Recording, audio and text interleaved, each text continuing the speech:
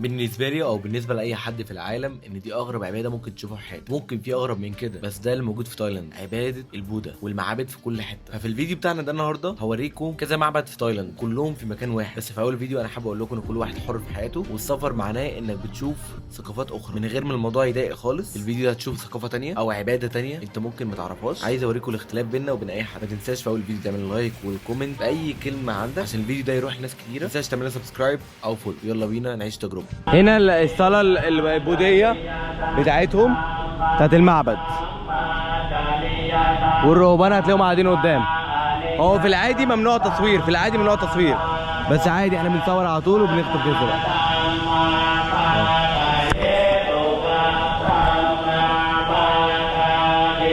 بصوا في ده تمثال هناك برضو، هناك على الشمال بيصلوا معاهم. الرهبان عايشين الصلاة بس معاهم. بتصلي لمين؟ مالناش دعوة. المهم انت لو جيتوا هنا لازم تزوروا الحاجات دي، بتشوفوا حاجات غريبة بالنسبة لكم عمركم ما هتشوفوها في أي بلد عربية، وإن شاء الله عمرنا ما نشوفها. دول هدايا. إيه الهدايا؟ أنا مش عارف. برضه في كل شيء هنا فيها حاجة غريبة. المهم المعبد اللي انتوا شايفينه ده تالت واحد. هو واحد هنا، واحد هنا، واحد هنا، واحد هنا، واحد هنا، واحد هنا. ده بتاع الجنازة. لو انتم ملاحظين إن في هناك كده واحدة متوفية، ودي صورتها هناك كده. هنشوف اللي بعده. وتالت معبد وهو الاخير، وده في سطح فوق هنطلعه. المعمار بتاعه زي ما قلت لكم في اول الفيديو تحفه تحفه بجد. انت عامل ايه؟ بس البوذا زي ما تقولوا كده حراس، لا ده كهنه، مش حراس، دول كهنه. هنا في ناس بتصور بتقف كده كأنه تحت الجرس. بوذا في كل حته. هنا بقى هنلعب برضه الكوتشيات عشان ممنوع برضه تخش بالكوتشيات او مايو، بس احلى حاجه ان هي مش بتتسرق.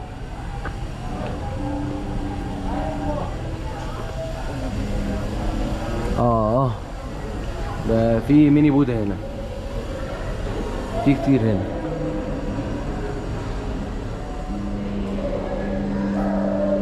هنا تحذيرات. بصوا عالم تاني، احنا في عالم تاني. بص هنطلع اول فوق وبعدين ايه ننزل نشوف البوذا ده. ممكن اوريها لكم هنا برضه. شكلهم غريب، شكلهم شبه بعض. ايه قوي التفاصيل بتاعتها. ايه ده في ستات بوذا برضه. ده اول مره اعرف الحوار ده. واو ده في كل حته. ده زي بيت بوذا كده. ناس بتصلي هنا.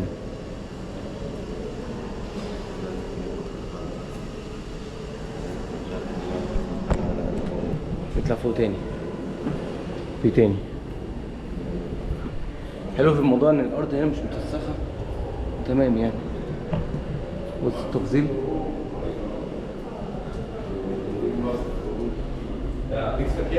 يا لهوي دي اصعب من الاهرامات. اوف. هنا بقى من فوق شايف كل حاجه وانا عندك. يعني الرسومات دي عامله زي بتاعت الصين بالظبط.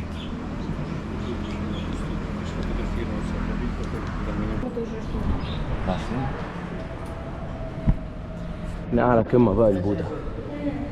نفس الكلام برضه هحط له فلوس.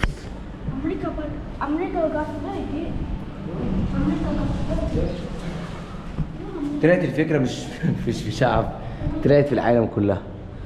كله كان فاكر ان ده عندنا احنا بس. كل ده فاكر ان هو بيبقى في حته واحده. كل هترمي فلوس اطلبوا بنيه، ولع صاروخ اطلبوا بنيه، كل تشغيل دماغ. دي كوره. حقيقي موضوع غريب جدا حوار البوذا ده، موجود في كل حته، غريب جدا، واعتقد مش كله عارف يستوعبه. الفيديو هيكون غريب وهتشوفوا حاجات اغرب. ما تنساش تعمل لايك سبسكرايب كومنت. يلا بينا. اصعب حاجه في الموضوع ده كله السلالم دي. السلالم صعبه. بص الاشكال اللي عامله ازاي اصلا. غريب فيهم انهم بيتخيلوا كل حاجه، بيتخيل كل اللي حصل. حوارات اغرب من الغرب. عارف تحس ان انت طلعت من حبكه زمنيه، دخلت حبكه زمنيه بتاعت زمان قوي قوي قوي قوي، والناس مستمره في ان هي عارفاها وحافظاها وبتصلي لها. وده ممكن حاجه غريبه جدا على اي حد. بصوا هنا بقى، في هنا بودا نايم، نايم واحد صاحي وكلهم اشاراتهم في كذا واحد اشاره، يعني ده بعين واحده اصلا او بترم. ده بودا نايم ليد، بودا نايم الناحيه التانيه، كل واحد وشكله يعني ما فيش حاجه مستقره. ده بقى مش عارف متهيألي ليه كذا ايد حاجه زي كده. ايه العالم ده؟ احنا فين؟ اكتر حاجه بخاف منها ان حد بقى يعجبه الكوتش بتاعي. هندور عليه اهو، الحمد لله مكانه. في كوتشات انواع والوان ما فيش اي فرق يعني، بس برضو عادي 50 ممكن حد يعجبه الكوتش ياخده. من الحاجات الغريبه وانا بلبس كده، ريحه التايلانديين او ريحه الهنود والكلام ده كله صعبه جدا. انا مش بتريق على حد ولا بتنمر، بس الحوار صعب جدا. الهوا جوه الكتمه بتعرف نفسهم صعب جدا. دلوقتي احنا المفروض خلصنا معبدين او 3، هنشوف لو في معابد تاني وهوريكم الاكسسوارات بتاعت المكان عشان لو انتوا حابين تعرفوا الثقافات هناك. هنا بيبيعوا بقى الورد والتبرعات لو عايزين يتبرعوا كده، وهنا الورد والشال اللي بيحطوه، الشال ده اللي بيتحط على البوده اللي هناك، والورد ده نفس الكلام. وهنا برضه تبرعات. في هنا برضه حاجات زي ما تقول ايه تذكاريه، الكلام ده كله. اسعار بقى 100 بات 100 بات كل دي الاسعار. بتاخد من المكان حاجه تذكاريه وتمشي والكلام ده. وهناك بقى بتستخدمها زي الشال والورد. وهنا بقى لو انتوا عايزين تشربوا اي حاجه من ضمن الحاجات هنا تشربوها. في هنا معبد هناك برضه نروح نشوفه، بس لازم نشرب ميه عشان الرطوبه هنا عاليه قوي جدا جدا. ايه ده؟ احنا في شهر كام؟ ووتر هاو ماتش فور ووتر؟ دي ب 12 ماشي. بتبقى 20 ويتش بقى.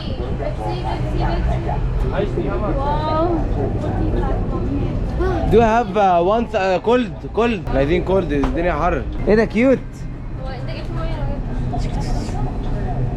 عسل قوي. السلام عليكم. عليكم السلام.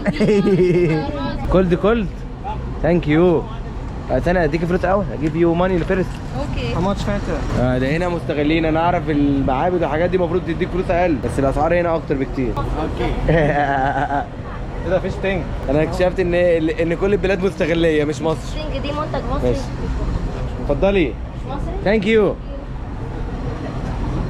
ناخد ميه. هجيب يو 10 ثواني. هجيب يو 10. ده معايا فاكهه كتير. اوكي كده كام؟ 4. طب ادي 20 بقى. كده 3. اوكي. كده 3. واتس يور نيم؟ جول ايه؟ جول فوتبول راح. هاو ماتش فور ذيس؟ 50 ماشي. واحده جوز الهندي طبعا. ثانك يو. ويلكم. وان جود وان ها؟ جود وان في كاميرا. ماشي. والله دينا جوز الهند. اوكي ثانك يو. جيف مي انذر شاليمون. another one.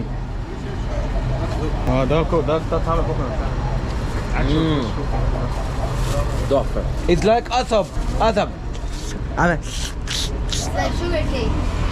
قصب. عارفه you know قصب؟ امسك ثواني هشرح لها.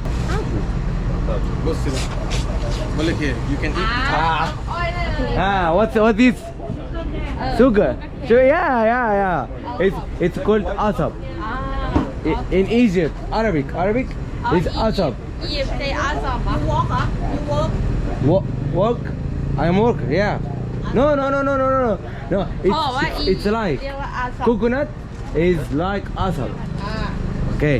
See you. Bye. انت فلبيني قوي.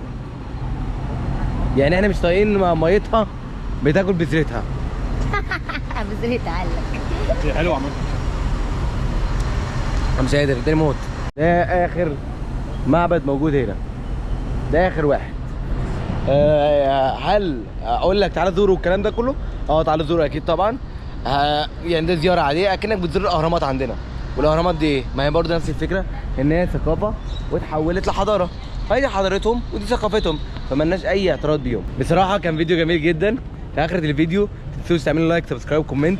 ما تنسوش لو انتوا جايين هنا المعبد عادي يلبسوا بنطلونات عادي للرجاله للسيدات ما تلبسوش سكرتات ولا دريسات، او حتى لو انتوا لبستوا هيدوكوا لبس تاني. بصوا، وده اللبس تايلاندي. هاي تايلاندي، تايلاند، ده لبس تايلاندي جامد ده.